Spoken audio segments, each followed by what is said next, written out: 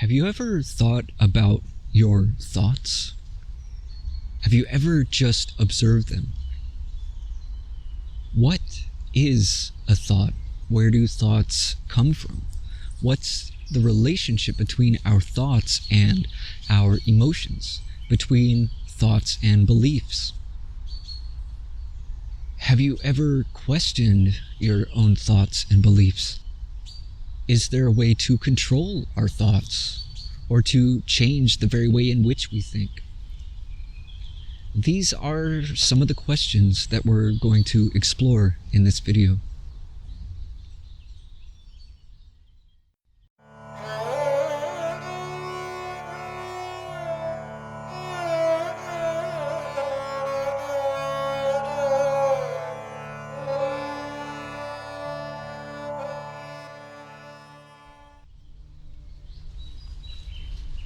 Thoughts are a very interesting phenomenon when you really stop to look at it, how they come and go, seeming to appear from nowhere, how they seem to run through our minds incessantly during every waking moment, how they consume our attention, how they influence our emotions and behaviors, and so on. If you've ever taken a moment to just sit and watch your mind, just to observe the entire mechanism, there's so much going on in there. I remember when I first began to take up meditation, sitting there trying to still my thoughts, to quiet my mind, and it wasn't until that moment that I realized just how noisy the mind actually is. And this tends to be one of the biggest frustrations for anyone trying to start a meditation practice. In fact, many people give up because of it. Because somewhere we've gotten this idea that we're supposed to clear the mind of all its content. And if you've ever tried to do that, to stop the flow of thoughts, it's like trying to kill yourself by holding your breath, which is to say, it can't be done. And that's not really what meditation is about. It's not about trying to silence our thoughts. It's more about recognizing the silence behind the thinking mind, or rather the silent space in which thoughts are arising, in which they appear and disappear. And the analogy often used is to think of the sky through which clouds are passing. The clouds representing our thoughts, and the sky representing that expansive space of awareness. And it's a very profound and liberating experience to be in that space, just observing thoughts as they pass by, as they continually come and go. But what are they, and where do they come from? Most of our thoughts are interpretations of reality. Interpretation simply means a judgment or an opinion, a speculation or an assumption. And this essentially means that our thoughts may not actually be true. They may even be a misperception based on our limited perspective, our limited understanding, our inability to see clearly the entirety of what is taking place. But the problem for most of us is that we seem to assume that most, if not all, of our thoughts are true. So whatever thought happens to come into our mind, we tend to believe it as if it's a fact. But it's not a fact, it's an interpretation. And what is unfortunate is that many of the interpretations that we have about life, about the world, about other people, and especially about ourselves, are simply not true. They're just opinions and judgments and so on. And I say that it's unfortunate because a lot of these thoughts cause us a great deal of unnecessary suffering. Most, if not all, of our emotions are in fact rooted in our thinking. If you really examine your emotions deeply, you will find that behind them there is always a thought, an interpretation, a judgment of some sort. Have you ever just observed how two people can be in the very same situation, but one of them is miserable while the other one is happy? Obviously, it's not the situation which is causing either of them to feel the way they feel. It is their personal interpretation of the situation. It is their thoughts about the situation which determines their mood. So, in realizing this, a lot of people will ask, how can we control what we think? How can we remove negative thoughts from the mind? And the answer is that we can't. We can't just push thoughts out of the mind. And we certainly can't stop the flow of thoughts from arising. And if you've ever tried to stop your thoughts, then you know that it's a frustrating and futile effort. Because how do you stop yourself from thinking? If you're trying to stop your thoughts, doesn't that also require thinking? Isn't it a thought that you should stop your thoughts? And isn't the very effort itself a form of thinking? So it's like trying to put out a fire by throwing more fuel into it. But here's what I've also observed about the relationship between thoughts and emotions.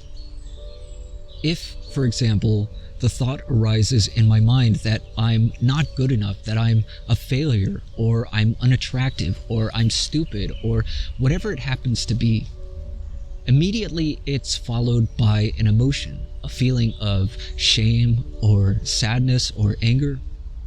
But there's a simple reason why this happens. It's because I believe it. It's because I assume it to be true, to be a fact. So you can't necessarily stop certain thoughts from arising, but you also don't have to believe everything you think. If you can understand that thoughts are just interpretations, then already you understand that they aren't necessarily true. And this means that you don't have to accept them as if they are facts. Do you believe everything that everyone has ever said? Think about it. There's so many people that we encounter in our lives, directly and indirectly. Could you imagine how crazy it would be if we believed every single thing that everyone said as if it were a fact? And yet that's typically what we do when it comes to our own minds. We typically believe everything, every thought that arises. We don't discriminate. We don't question the validity of our thoughts. We just automatically assume that whatever we think, this is the reality. And the thing we don't even realize is that so many of our thoughts are not even our own. They're borrowed. They come from our parents, our teachers, our friends, from strangers, from the whole of society. And we've just been collecting them all of our lives and then allowing them to play over and over again in our heads. And we never stop to wonder where they came from or if they're even true. When you were a child, perhaps there was a moment when someone said something that was unkind or unloving. Maybe it was one of your parents or some other kid at school or whoever. Maybe they said that you were worthless or stupid or who knows what. And in that moment, without knowing any better at the time, you believed it. For whatever the reason, you assumed that it must be true. But who's to say that it was true?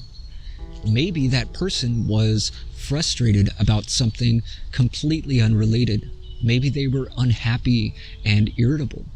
And maybe in that moment of frustration and irritation, you just happened to be in the line of fire.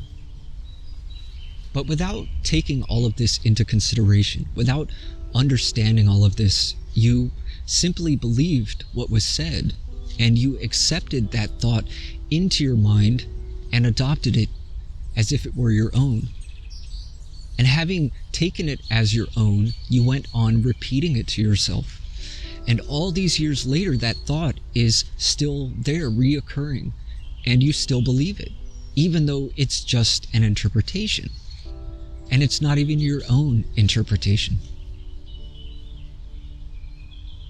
And when you start to examine your thoughts like this, you'll find that the majority of them are not even your own. Sometimes, if you listen very carefully, those thoughts still play in the voice of the person who originally spoke them.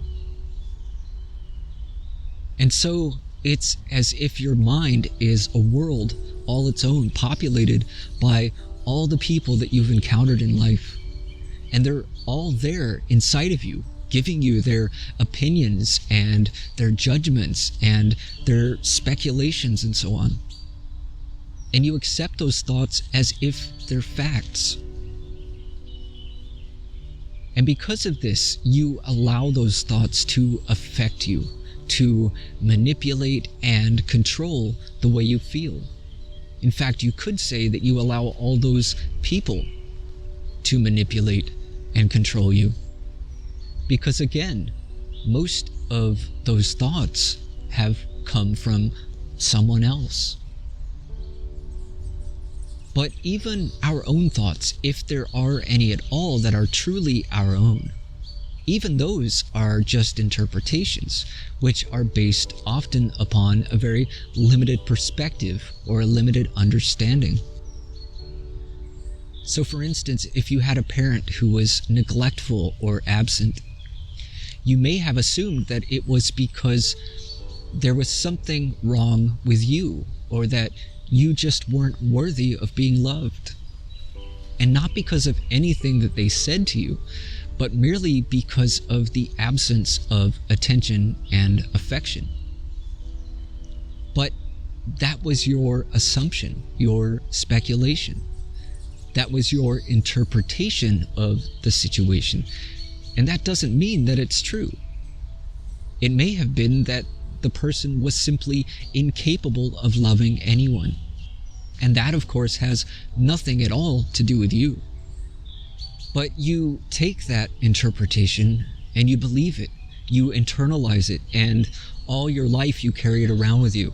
And that belief colors your experience and your perception, causing you to suffer in so many ways. But only because you believe it. It's the same with any thought that we have. It only affects us to the degree that we believe it. If we see it as merely an interpretation, it doesn't have to have any influence over us at all. We can question its validity. We can be unattached to it. We can even laugh at it. Or we can simply let it go, allow it to drift by and disappear. But we don't have to believe it. We don't have to assume that it's true.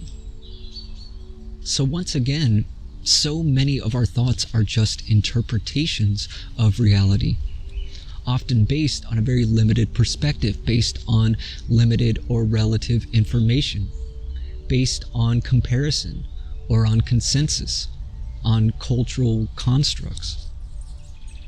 So if I'm poor, that is, I don't have a lot of money, and the cultural belief is that poverty is something to be ashamed of, or that a person's worth is measured by their wealth, then by believing all of this, I feel terrible about myself.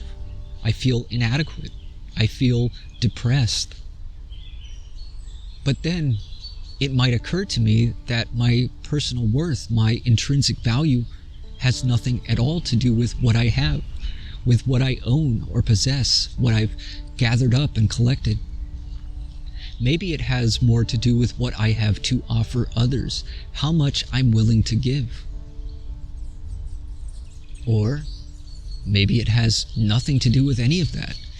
Maybe it doesn't even depend on how we think about it. Maybe our value doesn't depend on anything. Maybe we're all equally valuable simply because we exist. Or maybe there is no intrinsic value to anything. Maybe value is something that we impose, that we attribute by how we think or how we perceive, what we appreciate. And therefore, our personal value depends only on how much we appreciate ourselves. So again, whether we're happy or unhappy depends very much on how we interpret reality, or whether we interpret reality at all. So in order to change the way we feel about life, about ourselves, what has to change? So I've already made the point that we can't simply shut down the thinking process. And I don't think that we really have much choice in what kind of thoughts arise in the mind, because they just seem to show up spontaneously. We're not aware of them until they're already there. So it's not as if we can set up some sort of screening process and say, here's a list of all the thoughts which are permitted to enter, and these are all the ones that are prohibited. Whatever shows up, shows up. So what to do? Now, in terms of changing our thought patterns, there is something to be said of this, but it's not something that can be done forcibly. Our thought patterns can shift over time, however, depending on what thoughts we give power to. And it's by believing a thought that we give it power. Now, if you've ever tried using positive affirmations, you may have found that they oftentimes don't work, and the main reason being that we don't tend to believe them. If you have the reoccurring thought that you're a failure and you try to replace it with the thought that you are successful, it doesn't tend to stick, because it's as if we're essentially lying to ourselves. Not that it is a lie necessarily, but we think it's a lie. Because it really doesn't matter what we say, what matters is what we believe. So if I believe the thought that I am a failure, I'm not going to convince myself otherwise simply by repeating the affirmation to myself that I am successful. I can repeat it over and over again all day long, but if I don't believe it, then it really has no lasting effect on me. But there is wisdom to be found in this, because if I have the reoccurring thought that I am a failure, which I don't even have to intentionally repeat because it's just showing up automatically, if that thought comes into my mind, but I don't put any value in it, if I don't believe it, if I don't give it any serious attention, then it really has no effect on me. And what's very interesting is that we have these incessant, reoccurring patterns of thought that go on reoccurring precisely because we buy into them, we believe them, we identify with them. But when we stop giving them so much importance, when we stop giving them so much of our attention, when we stop believing them to be true, they not only lose their power over us, but they also tend not to show up so often. So think of it like this. All these random thoughts keep popping up in our mind, and the ones that we give value to, the ones we believe, are the ones that tend to dominate our thinking. And this is why most of us are miserable, because we give so much power, so much attention to these negative judgments and interpretations. This reminds me of a parable that I heard. It's a Cherokee parable, if I remember correctly, told from a grandfather to his grandson. And it tells that within each of us there are two wolves which are fighting for control. One is evil. He is anger. He is envy. He is greed. He is sorrow and regret. He is arrogance and self-pity. he is shame, and he is pride. The other wolf is all that is good. He is love, he is kindness and compassion, he is generosity and forgiveness, he is gratitude, he is joy, and he is peace. And the grandson asked his father, which of them will win? And the grandfather answered, whichever one you feed. So, when we stop giving value and attention to these negative interpretations, and instead give more value and attention to the positive ones, then our thought patterns begin to change. What we give our attention to most is what shows up the most, and not by any kind of force, but simply by our attention. And how is it that we have come to believe one thing over another? How is it that we consider one thing to be true and the other false?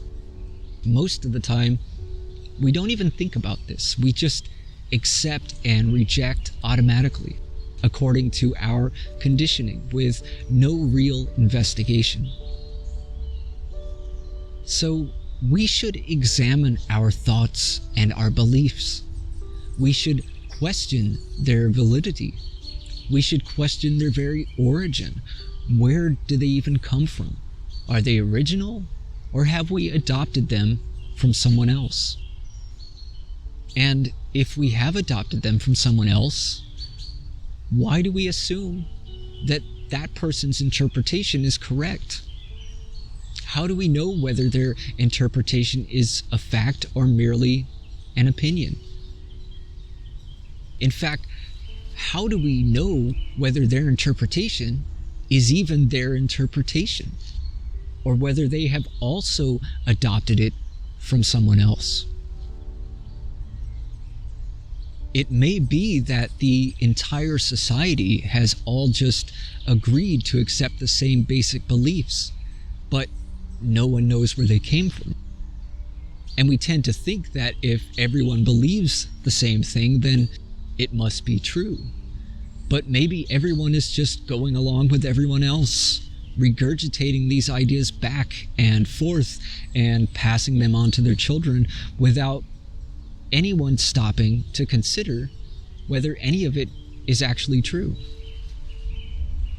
So this is why we should investigate and examine and find out for ourselves what is true and what isn't. Not to simply believe everything we hear, not to believe everything that we're told, and not to believe everything we think.